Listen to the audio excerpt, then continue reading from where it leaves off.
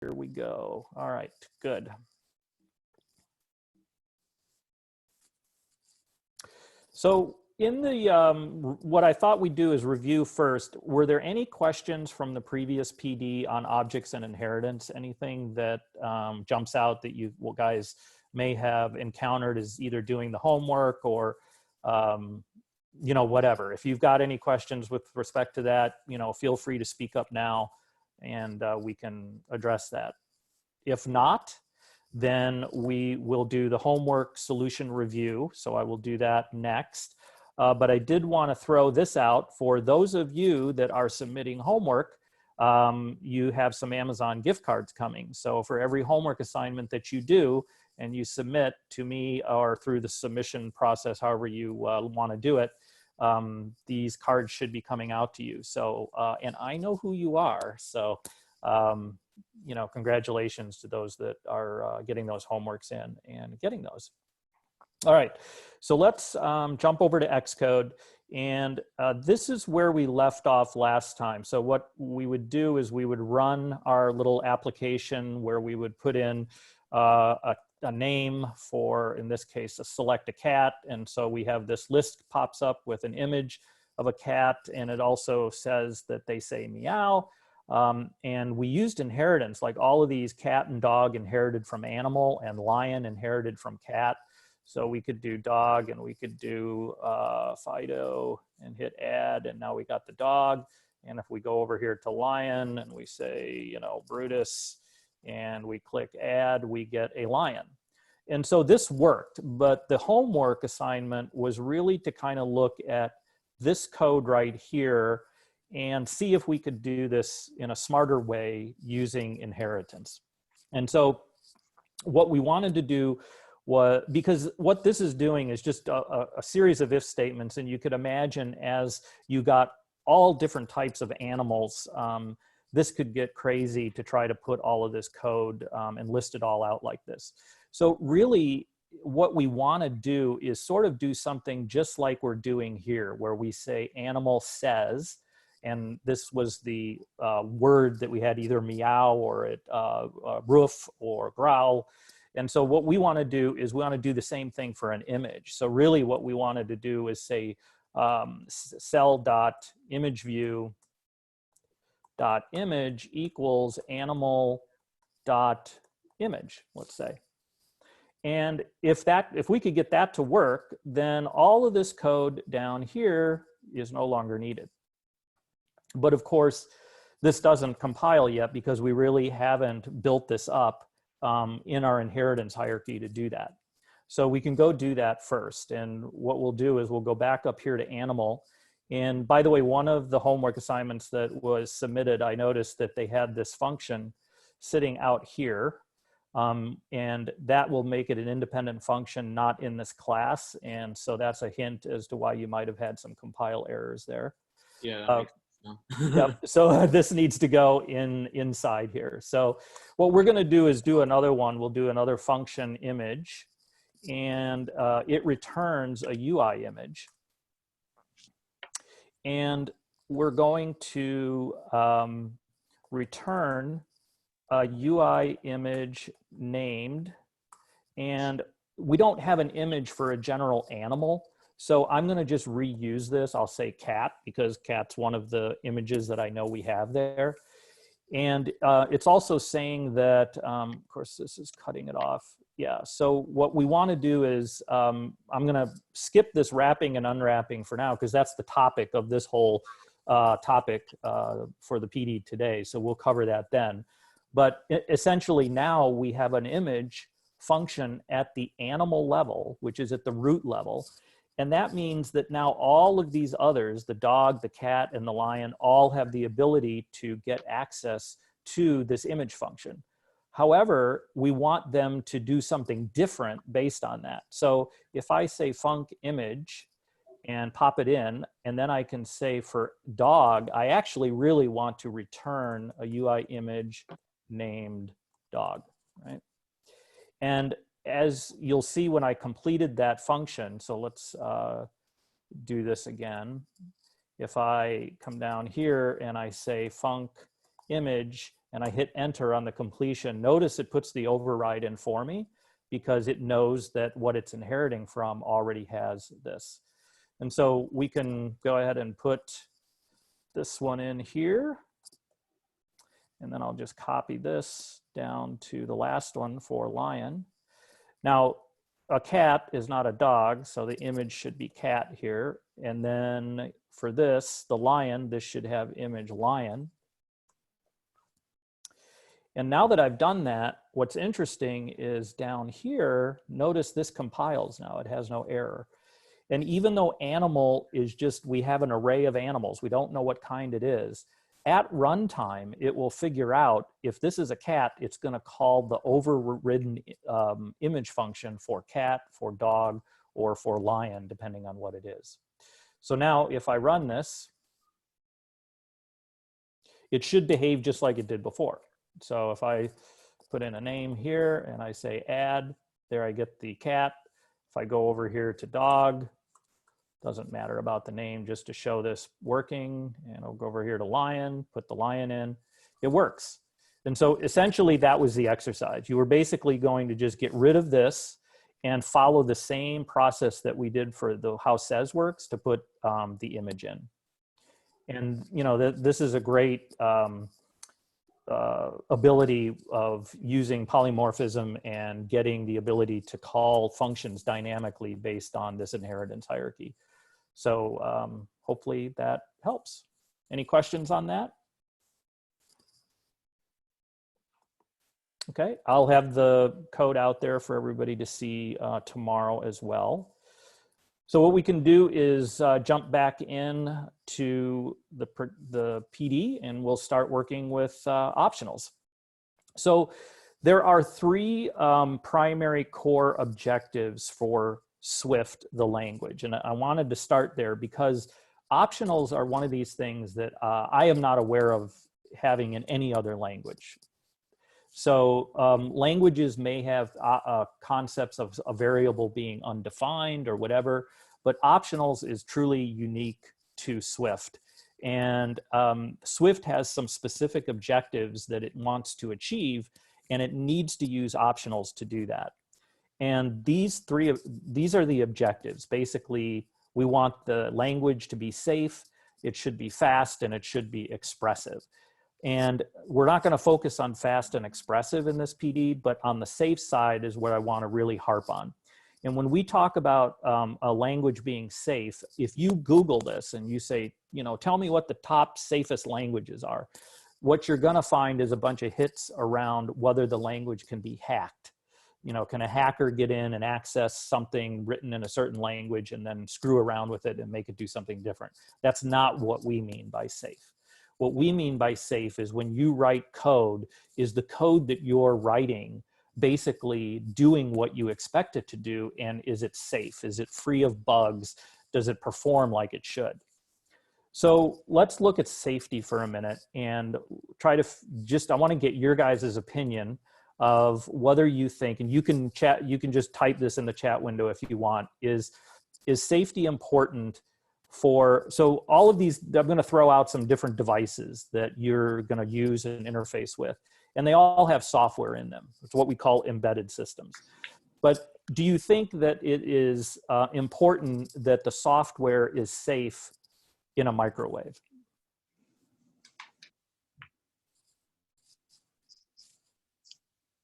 Kevin, we got a unanimous yes. You got, thank you. Yes, and I've got the little chat window down in the corner, so I am seeing those, but thank you, Mia. Oh, okay. So, yeah. So why is that? Why do we think that it's important that the software be good for a microwave? Be safe. Anybody can just feel free to hit the space bar and speak up if they want. So it takes in the time that we're putting in and doesn't go over. Okay, so we don't burn the food, right? So that's the sort of the safety thing. As I think you'll find, as I give you more examples, safety is somewhat relative, and it kind of falls on a scale. So let's throw another one out there. This is a self-driving car. Yes, it doesn't turn into a mini Chernobyl, of course. So what about a self-driving car? How important is safety for that? Exactly. Very important. So this is where a life is or lives are at stake, right? And so safety is key. So, you know, for me, the nerd in me, it's like if I get in a Tesla, and which I don't have one, but if I could get in one and use the self-driving feature, I would probably want to ask Elon Musk if he wrote it in Swift. And if he didn't, I would be a little leery about the safety of the software. Here's another one, a lamp that turns on and off. How much do we think safety is important for that?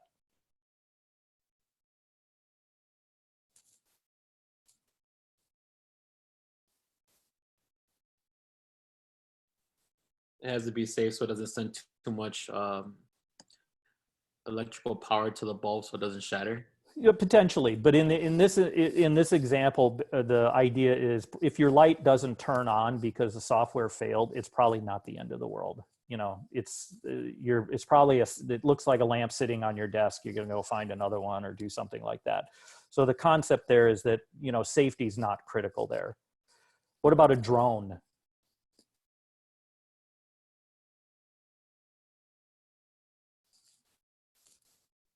So in a drone scenario, are you physically in the drone? No. The drone is flying. So you probably don't want the drone to just, if the drone flies off because of a software error, you lose the drone. And if you paid $1,000 for the drone, that's a bummer. Or it crashes into the side of a building and breaks the glass or whatever. So, you know, the software performing properly and being safe, I think is, you know, relatively high on the scale, but it's so far not as critical as that self-driving car. What about railroad crossings working? Important for sure, right? Because if they're not working properly, then you're potentially in the middle of the crossroads or the tracks and you get hit. And then finally, an airplane.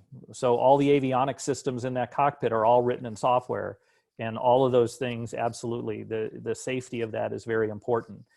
Now, you could argue that, well, why does Apple care that much about safety when primarily Swift is being used for app development? So it's an app on your iPhone, and you could sort of say that the apps on your iPhone are not safety critical, typically.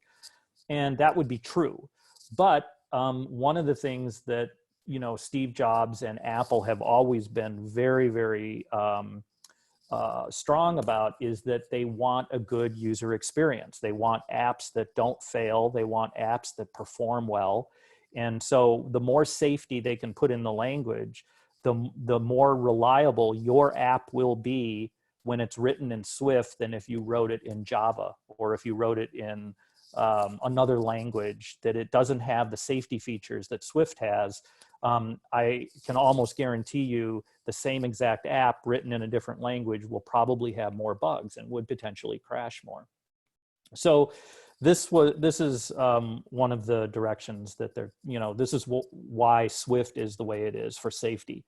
So what I want to do is just look at a couple of different features of this. One is, for example, strongly typed language. So Swift is strongly typed, and to just give you an example of what I mean by that is, can anybody, so we've got var item, so the item is the variable name, it is of type integer, and we've assigned it a value of 5. And then on the next line, we actually assign item to a string hello. So can anybody, what do we think is going to happen when we write code like this?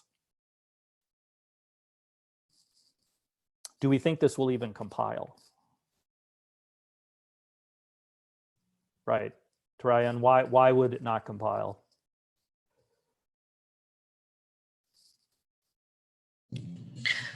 Because you told it was an integer, and the way you have item, it is a string.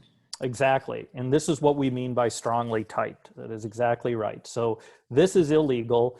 And the cool thing about this is we're going to find out that this is a problem at compile time, not at runtime, not when we've deployed the product on our phone to tens of thousands of people who are using the app and it's crashing because of this. We get this right at compile time. And that's a good thing because the purpose of this is saying this is not good. This is not what you should be doing when you're writing your software, and Swift is preventing you from doing it. You can't do it. But let's compare and contrast that to another language, JavaScript, which probably everybody's heard of, at least if you're not familiar with the language. It's very easy to learn. It's used a lot in web browsers, and it also is used a lot in just other applications on your computer. And here, the way you declare a variable is you say var item. Notice there's no type defined here. So JavaScript is a very loosely typed language, and basically we can just assign item to the value 5, and then we can go on later and tell item to be hello. And you know, in JavaScript, no problem. This is great. It doesn't care. But guess what? If you have this running in your self-driving car and this is not what was expected to happen, bad things can happen. So this is something that you really, I'm a big believer in strongly typed languages over loosely typed or no typed, such as something like JavaScript. People will gravitate to JavaScript code because it's just easy to write. You just write all this stuff and it never complains. But of course, it doesn't complain, but it doesn't mean it works right once you run it. Let's look at the next one. So variables are always initialized before they're used. So this is a huge thing in Swift, and I'm going to show you why, how this works, and then how this is done poorly in C. So now here, for example, I've declared the var item as an int, but notice I haven't initialized it with anything yet. And then I go on to say item equals item plus 1. So does anybody want to venture a guess as to whether this is legal?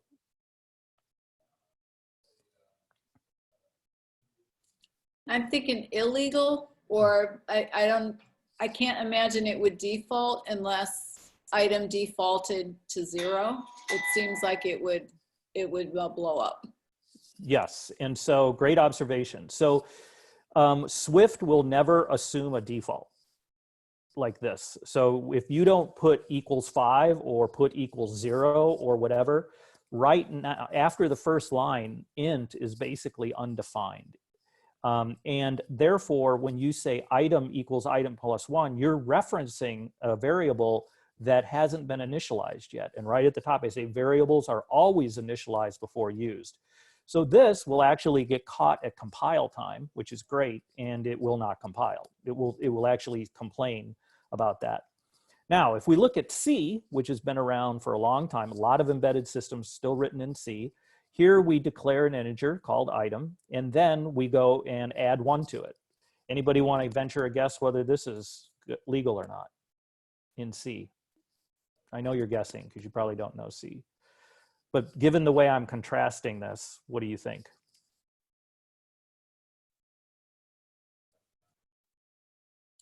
I'm going to go with that it'll default to something. Okay, good, close, but not exact. Angel, unfortunately, it is not illegal. So what will happen is C will say, yeah, no problem. I'll just add 1 to item. And depending on the C compiler you use, some C compilers might initialize it to 0. Some may just, it depends on where the location in memory is that item was put. If it was put on the stack or whatever, and then let's say there had just happened to be a number 42 in there, then all of a sudden you're going to get 43. And so this is extremely unreliable, and unfortunately the language will allow it and won't complain about it. So again, our car crashes. Arrays and integers are checked for overflow. So if we look at Swift arrays as an example, here we declare an item, which is an array of ints, and I initialize it to 10, 20, 30. And then I have a for loop that goes from 0 to 10, and I'm going to print out all the elements of item. So does anybody want to give me a feel for whether this is going to work in Swift?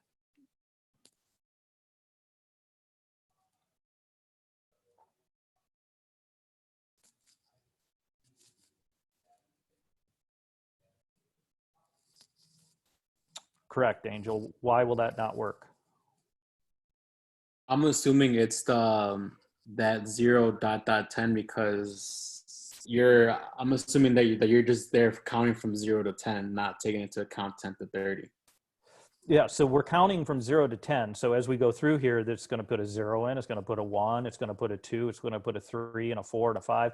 But guess what? The array was only declared to have 3 elements. So this will not get caught at compile time. Whoop, sorry. Oh my gosh, okay, sorry about that.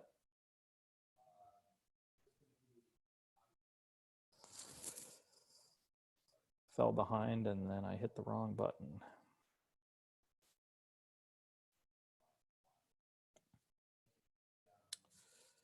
Almost there.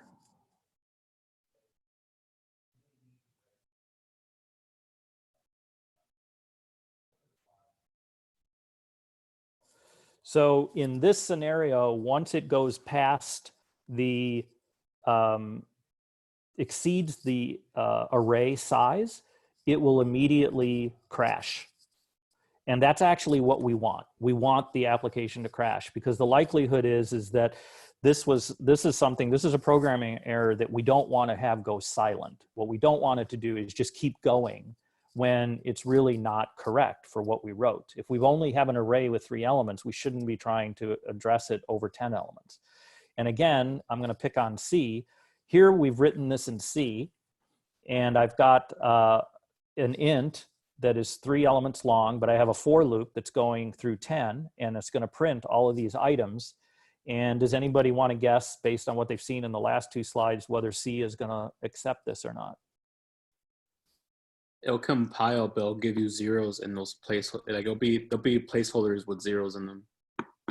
So what does it do after the 3rd element?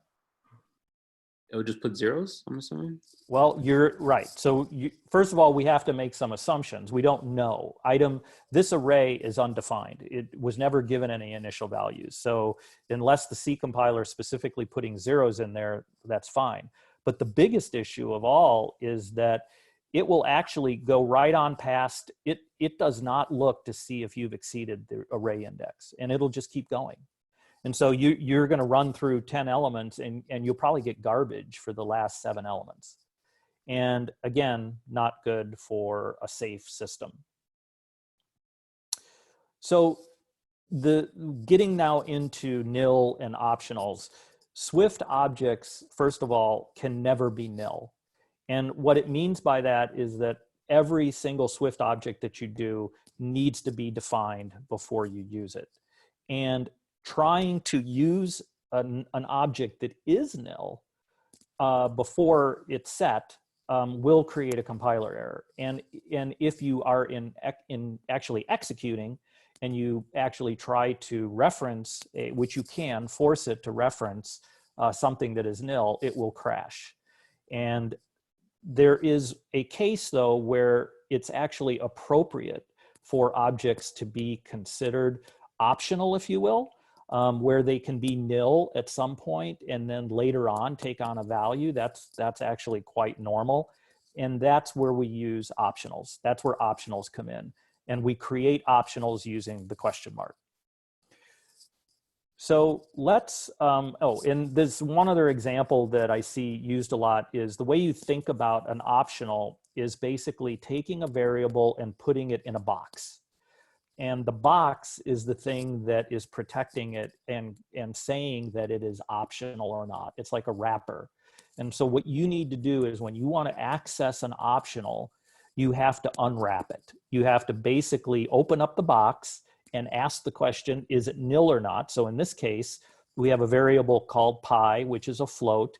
And the reason we know it's optional is because we have the question mark here. And when we look inside, we find out that there's nothing there. That means that this variable is nil. And it's okay to be nil so far because we've wrapped it as an optional.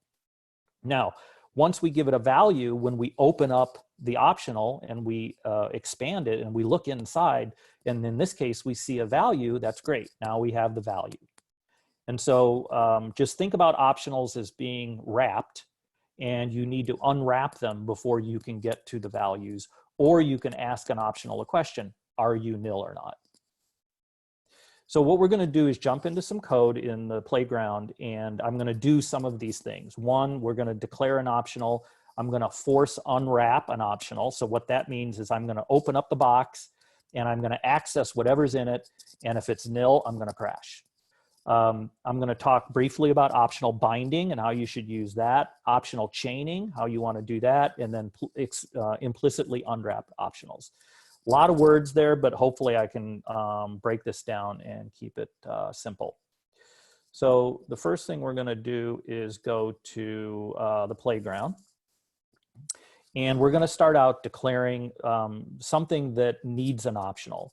And I actually like this example in the book where it says we're going to define this could be, you could use a class or a struct, either way. And we're going to say that every book has a name. And we're going to say every book has an ISBN number, which is also a string. And the way I've declared this here is that every book in this case has to have both of those things filled out. So for example, if I say var my book equals book, it's going to ask me to initialize it with two values, a name and an ISBN number. So anybody have a feel for why one of these, which one of these do you think might be something that you wouldn't have right away? If you're writing a new book, the likelihood is what? That you would have a name, but what of those two, what would you not have?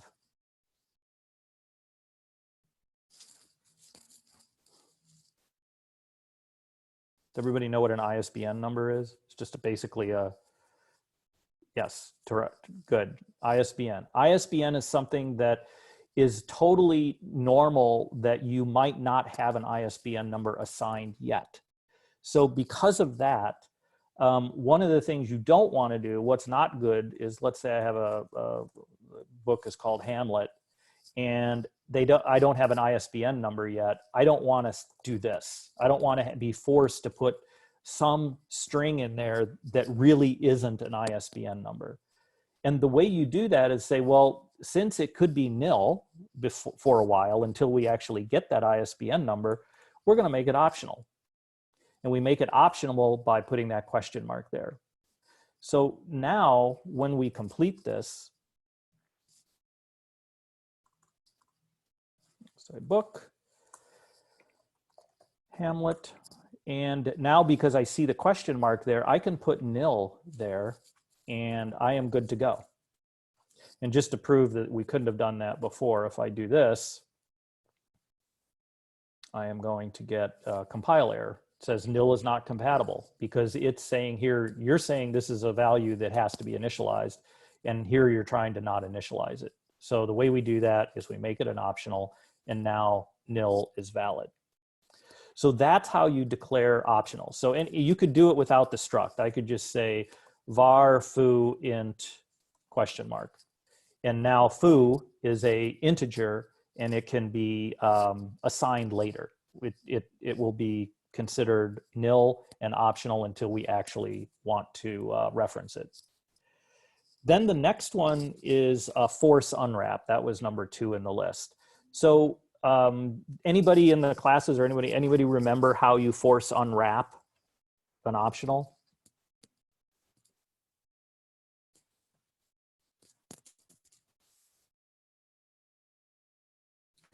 So, yep, exactly, Sarah.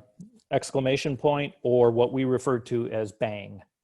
So if you put an exclamation point at the end of something, so let's say I say print foo, and I say exclamation point here, what do we think will happen when I run this?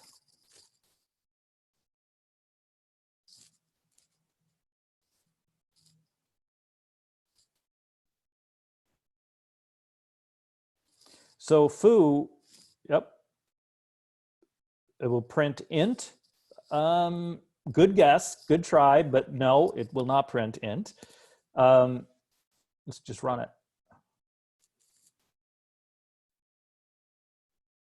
Okay, so we have a crash. Whenever you see this, those are the dreaded, oh, what happened, right? So basically the program crashed. The reason it crashed is because we violated something that we said up front with Swift from a safety standpoint is you can never access a variable before it's set.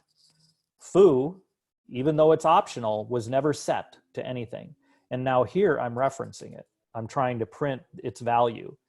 And because I force unwrapped it, I said, just ignore whether it's option, ignore whether it's been initialized or not, ignore if it's nil or not, just do what I tell you to do. So it opened up the box, there was nothing in it, and we tried to reference something that had nothing in it. And that's just not legal in Swift, and so it crashes. So this is how you do a force unwrap. There are cases where you will want to use this. If, for example, you know, like let's go back to our homework for just a second. So UI image actually is an optional. And the reason it's an optional is because you're naming something out of the assets directory. And when they write UI image, the function, it doesn't know what's in the assets directory. So it has no idea whether the name you give it is going to be a valid name or not, that it can find an image. So therefore it's optional. It's either going to return the image or it's going to return nil. Now, I put a bang here at the end, an exclamation point, which was a force unwrap. The reason that I did that is because I know what I've put in the assets directory. I know that there is an asset called cat. And because I know that, and that's part of the code, I'm comfortable with doing a force unwrap here. If I wasn't comfortable or I didn't know that for sure, I don't want to be doing this, because if I do, there are potential cases where your app could crash because you force unwrapped it. Okay, so let's go to the next one, which is optional binding. So optional binding is really kind of a cool thing. So what we can do here is we can say, let's say I wanted to test to see if foo was printable or not. And remember, foo can only be printed if we actually have a value in it. So we could say if foo equals, or let's say is not equal to nil, then we can print foo. So this is perfectly valid. This is you'll see these a lot where because foo right here could is still an optional basically, then it's asking you to either force unwrap it. So for example, if I fix it this way, I force unwrap. If foo is not nil, let me ask you this, is it okay to force unwrap it?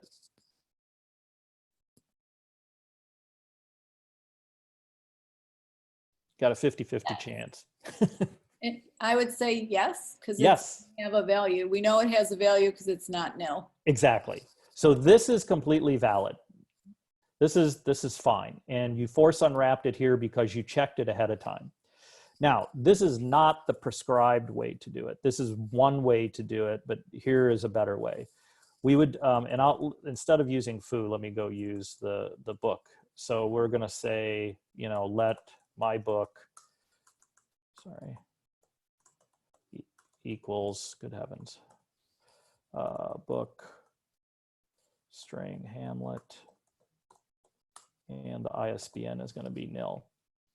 So what we want to do is we want to, again, print my book dot ISBN. And we only want to do that if there's an ISBN. So the way we do this is with a if let. So we say if, or it could be if var. If let, meaning it's a constant. So we could say if let ISBN equals mybook.isbn. Then we can print ISBN. So in this scenario, what it's doing is it's saying mybook.isbn, if it has a value, because it is optional, so we can only have an optional here. If it has a value, it's going to put it into this variable, ISBN. And because we did a let here, it's a constant in the context of this scope, meaning that we can't change it. It'll be assigned once and we're good. So here we're printing ISBN, but anybody want to venture a guess what's going to happen when this runs? Will we print anything?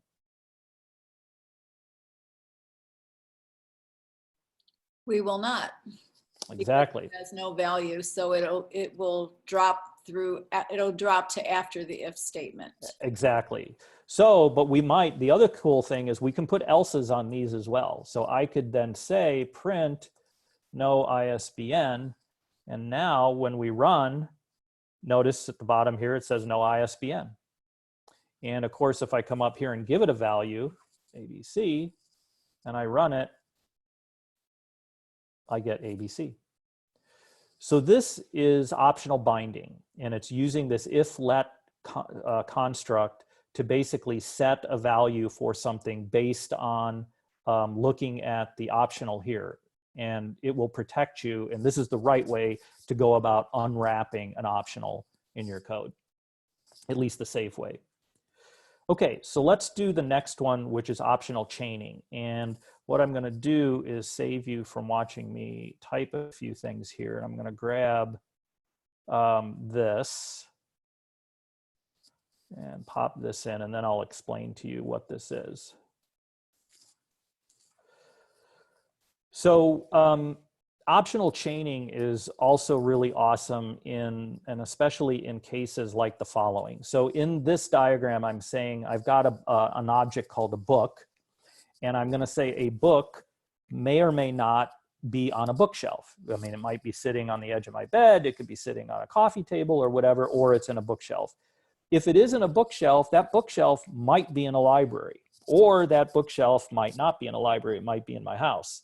And if it's a library, the library is probably in a city, and so therefore it has a city relationship.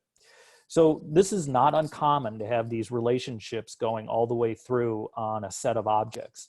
And it is also not uncommon that you have these scenarios where a book may or may not be on a bookshelf. If it's not on a bookshelf, we want to say nil. And if it is on the bookshelf, then we want to point to the bookshelf. So what this is doing here is we had book like we had before, and we had the name and ISBN like we did before, but now we've added a new attribute, if you will, called bookshelf, and it comes down here to the bookshelf. And then here it says in the library, and it goes to a library. And then here's a structure for library, which has the name string, and it has home and city. And then here it goes to city. We're not going to worry about home. I didn't have that in the diagram, so just take that out of here. So there's less to worry about. And then we have a city. And then again, we initialize the book. So what we want to do is, if I want to print out reliably the city name of the library that has the bookshelf that has my book, and we only have optional binding, then here's how we would have to do this. We would have to say if my bookshelf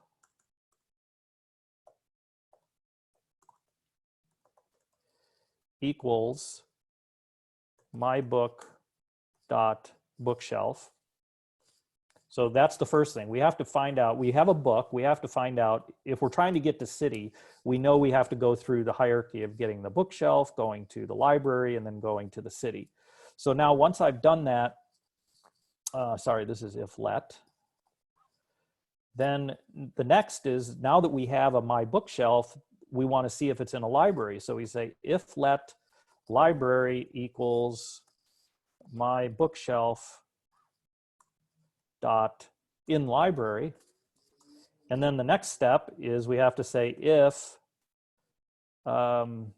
city equals library dot city. Sorry, this is also a let.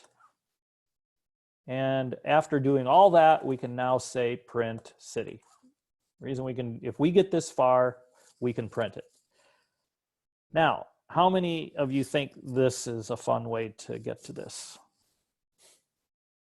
This is not fun. This is not what you want to do. Basically, this is what they call pyramid code. Notice how it just keeps getting more indented, more indented, more indented. All of these things that potentially have to be checked. And so there is a much easier way to do this, and this is through optional, through the optional chaining. So what we can do is we can just say, if let city, so we're starting here, equals, and then we'll just say my book dot bookshelf, and this should be, so if it has a bookshelf, oh, sorry, no, this is right. So bookshelf question dot in library question dot city, print city. So this is a lot easier to read than trying to go through all of this. On a single line, I can go through the entire hierarchy. If at any point any one of these things is nil, it will skip this. And if they're all good, it will print city. And so that's an example of using optional chaining. And then finally, the last thing I want to cover just briefly is the implicit unwrap. So we'll just go back here and you will see this a lot in your code for app dev items. So here, this will probably look familiar to all of you that are doing app dev. Is, you know, you have a main view controller, it inherits from UI view controller, and then maybe we have a label, so there's an IB outlet, and it is a UI label, and look what it has here. It has a bang. It has a force unwrap. Now, what that means is that it turns out that as the computer is initializing, and it's initializing this view controller, the storyboard kicks in and actually assigns a real value to label. That all happens behind the scenes.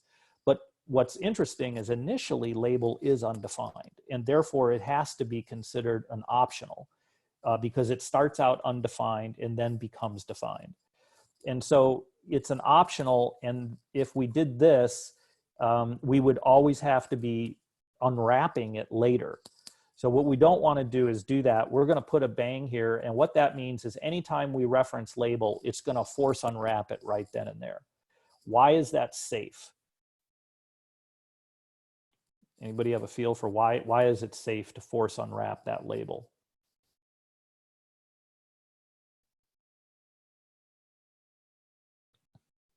So it's okay to force unwrap it because the storyboard is responsible for setting this label up when it first initializes.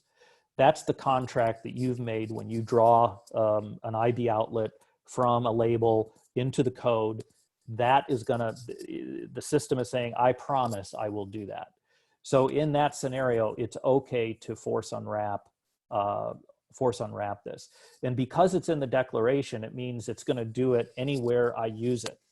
So for example, if I say var my VC equals view controller,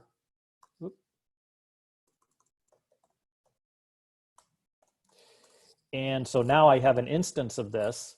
So I can actually say my VC dot label dot text equals hello world. And it does not require me to unwrap it here. I don't have to put an exclamation point here. I don't have to do, you know, if let label equals my VC dot label. I don't have to conditionally monitor this. And in fact, it's even telling me well, it's complaining because it was never used, but you don't need to do this because you're implicitly unwrapping it every time. And so that's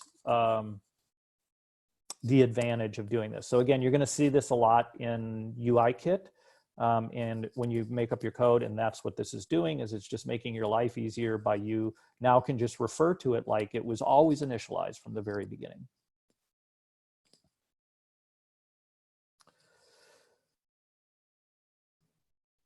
So that is what I have.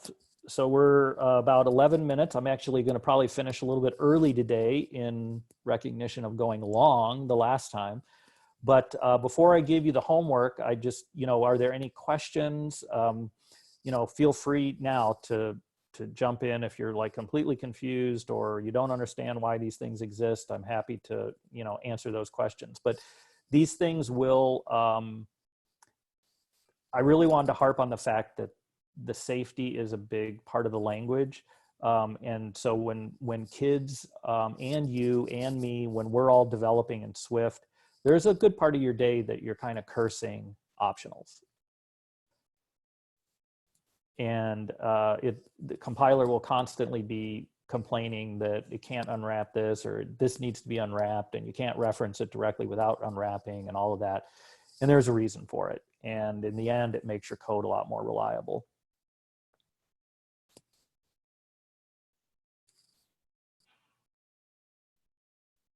So if there's no more questions, I want to throw out sort of the homework assignment.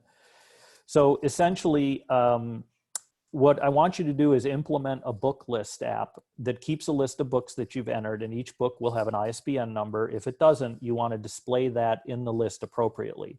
And to do this, you must use optionals to code it properly. So you can't just do, if ISBN is not equal to nil. You want to use the optionals to do that. And you might even want to do, implicitly unwrapping things if you want to do that. But that's up to you. That's the homework. And don't forget, if you submit the homework, it's a $25 gift card. So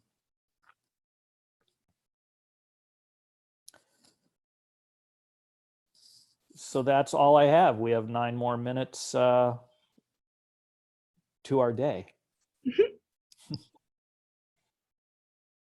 And Kevin, I know you have 9 minutes, and I guess I just want to ask, because we were Please. talking about optionals in class.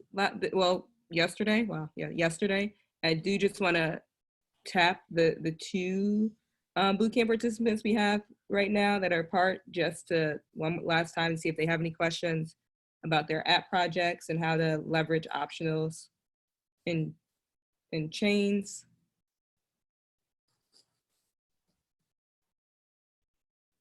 All right, they're telling us no.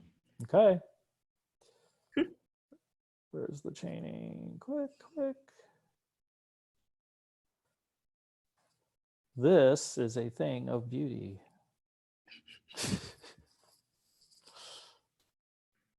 And I know you have the chat up, but Angel said he'll Slack you. All right, Angel, good. Yeah, Slack me anytime. And I'm glad you have an app idea. That's awesome. All right, guys. Well, thanks. And I'll see you all in 2 weeks. And please give me feedback, on different topics if you don't like the list I have. Thank you so much. Kevin. Thank you. Thanks. Take care.